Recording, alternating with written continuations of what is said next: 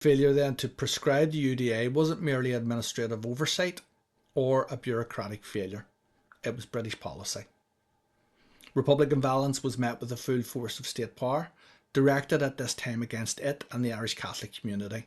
Emergency legislation, mass internment, covert operations, psychological operations, and assassination.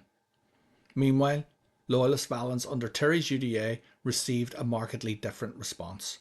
The British state allowed the organisation to grow, operate legally, and the British Armed Forces supplied its death squads with arms, training, and intelligence.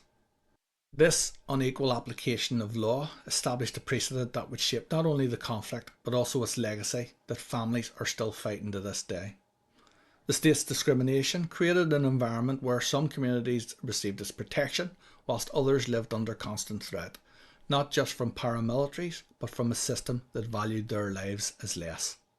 In my next video I will show you how this discrimination played out in real time on the streets, resulting in the murder and mayhem that we saw in 1972, and how Andy Tyrie was in the middle of it. It is important to remember the victims as well as the journey of peacemakers.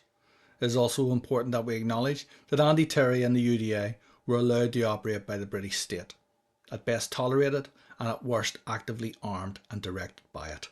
This was a British state that would not allow a paramilitary group murder hundreds of citizens in Birmingham or Bristol, but helped one in Belfast to do just that.